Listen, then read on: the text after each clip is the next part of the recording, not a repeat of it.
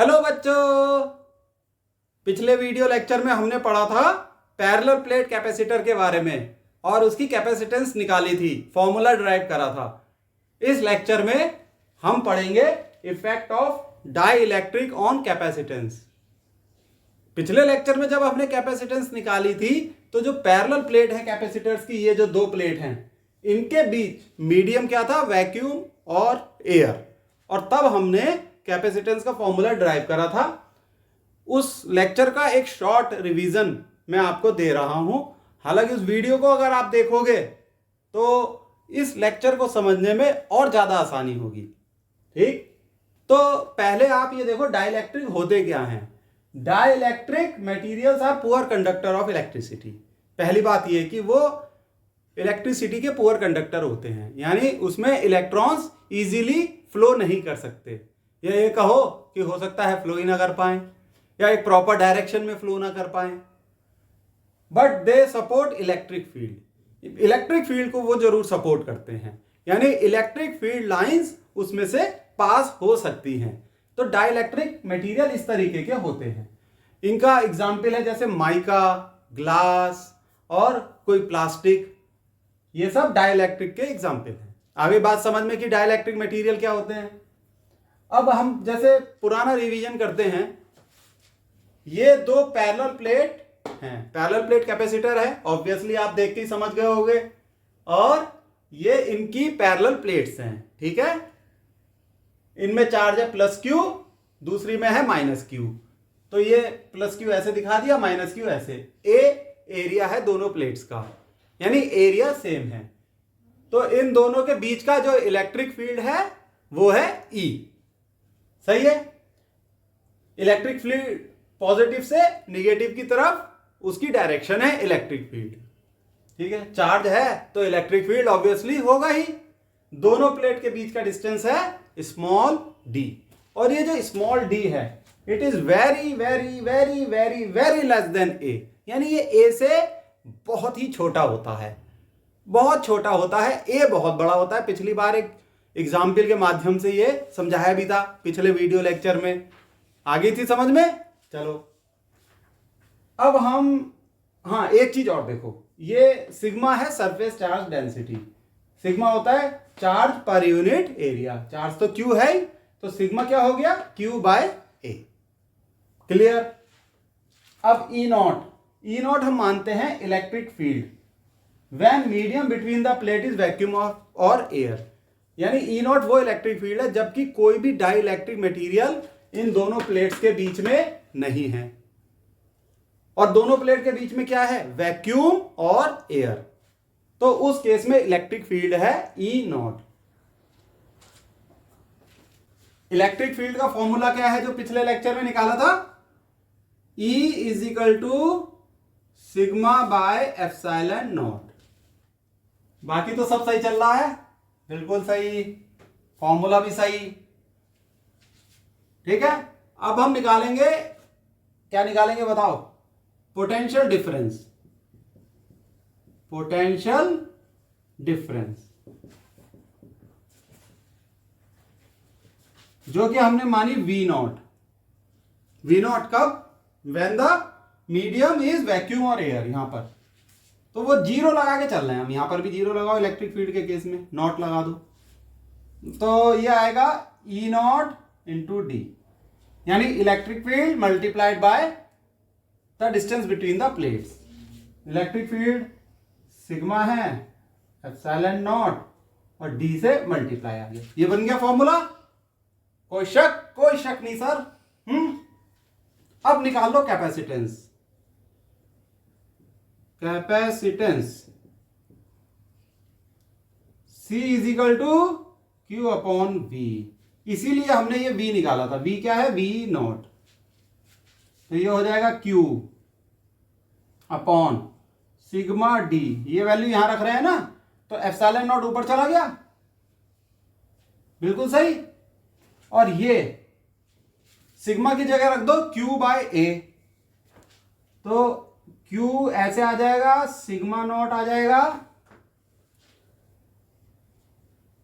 Sorry Q epsilon naught आ गया।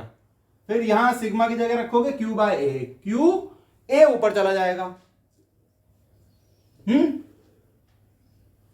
D नीचे रह गया। देखो सिग्मा की जगह Q बाय ए रख दिया तो ये बन गया, Q से Q कैंसिल, तो ये बना आपका epsilon naught A by D. ये फॉर्मूला हमने कैपेसिटेंस का पिछले लेक्चर में निकाला था और हम इस कंक्लूजन पे पहुंचे थे कि कैपेसिटेंस ज्योमेट्री पे डिपेंड करती है। ज्योमेट्री में भी मेन चीज क्या हो गई, area of the plate, distance between the plate and medium in between the plate. और वो मीडियम अगर वैक्यूम और एयर होता है तो एप्सिलॉन नॉट रखते हैं हम। तो ये बात यहां तक हो गई। अब आप इसे नोट डाउन कर लो।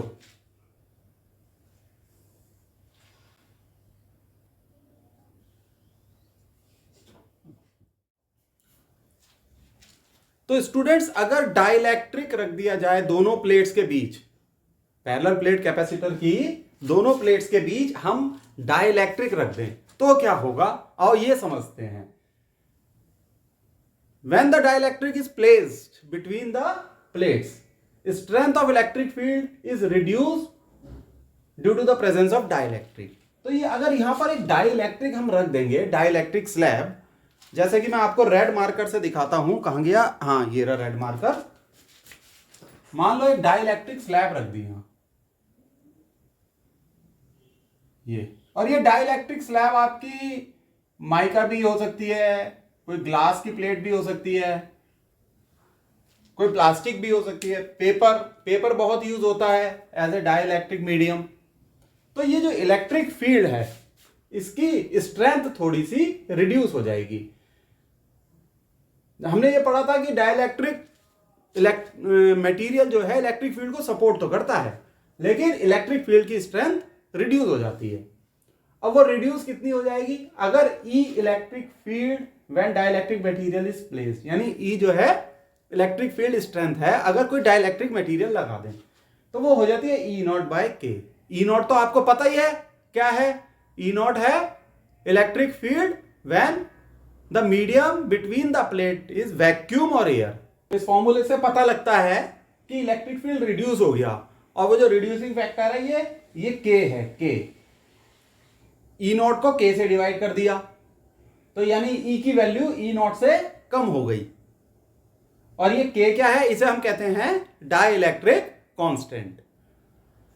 और डाइलेक्ट्रिक कांस्टेंट होता क्या है, देखिए, it is equal to epsilon upon epsilon naught, where epsilon naught is permittivity of vacuum और एप्सिलॉन क्या है, परमिटिविटी ऑफ मीडियम। यानी कि अगर कोई डाइलेक्ट्रिक मीडियम यहां बीच में रख दिया जाए, जैसे ये रेड कलर से शो किया गया है, तो इसकी परमिटिविटी है एप्सिलॉन। ठीक है बच्चों, इसे नोट डाउन कर लो, सब बहुत इंपॉर्टेंट है।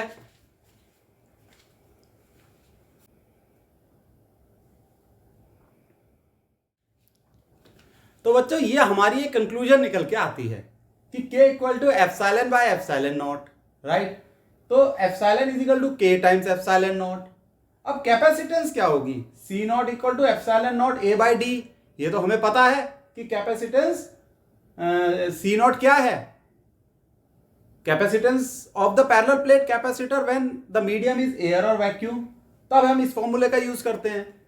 अगर यही मीडियम एक डाइलेक्ट्रिक स्लैब की फॉर्म में है या कोई डाइलेक्ट्रिक मटेरियल है तो कैपेसिटेंस हो जाएगी C, which is epsilon A by D. अब एप्सिलॉन की जगह यहां पर हम लिख देंगे के एप्सिलॉन नॉट। अब के ये पोर्शन क्या है, ये है सी नॉट, सही है। तो it is C equal to K times C naught. C क्या है, capacitance when dielectric is placed, यानी कि वैक्यूम या एयर की जगह अगर यहां डाइलेक्ट्रिक है, देखो यहां, तो कैपेसिटेंस है सी। तो अब एक चीज निकल के आती है इस फॉर्मूले से, पहली बात तो सी इक्वल टू के सी नॉट। इससे यह पता लगता है कि अगर डाइलेक्ट्रिक मटेरियल रख दिया जाए प्लेट्स के बीच में, जैसे ये रखा गया है, तो कैपेसिटेंस कैपेसिटर की बढ़ जाती है। तो अगर हमें किसी भी कैपेसिटर की कैपेसिटेंस बढ़ानी हो, कैपेसिटेंस का क्या अर्थ हुआ, उसकी चार्ज स्टोर करने की क्षमता, ठीक है, अगर वो हमें बढ़ानी है तो हम एक डाइलेक्ट्रिक मटेरियल बीच में लगा सकते हैं प्लेट के। अब वो डाइलेक्ट्रिक मटेरियल कोई ग्लास भी हो सकता है, पेपर भी हो सकता है, ठीक है। अच्छा, एक चीज और निकल के आई, K equal to C by C naught. ये जो K इज डाइलेक्ट्रिक कांस्टेंट, ये it is equal to C by C naught. अब हमारे सामने कुछ फॉर्मूले आए हैं जो कि आपको याद रखने हैं। मैंने ये एक साथ लिख दिए हैं फॉर्मूले। K is equal to epsilon by epsilon naught. Epsilon आपको पता है, एप्सिलॉन नॉट पता है, इसी लेक्चर में बता दिया। This is equal to C by C naught, capacitance when medium is there, and C naught is capacitance when vacuum is there between the plate. It is equal to E naught by E. इस फॉर्मूले से पता लगता है कि electric field reduce हो जाता है डाइलेक्ट्रिक मटेरियल प्लेस करने पर यहां। लेकिन फाइनली हमें कैपेसिटेंस देखनी है, तो कैपेसिटेंस तो बढ़ रही है साहब।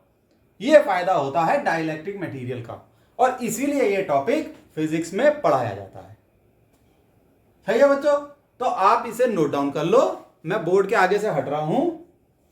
ये इंपॉर्टेंट फॉर्मूले हैं, you have to revise this. ध्यान में रखना इन फॉर्मूलों को, इन पे बेस्ड न्यूमेरिकल्स आते हैं, हर कॉम्पिटिटिव एग्जाम में आते हैं, बोर्ड में भी आते हैं। सही है बच्चों? तो आज के लिए इतना बहुत है, बाय। आप नोटबुक में नोट डाउन करते रहना। टाटा।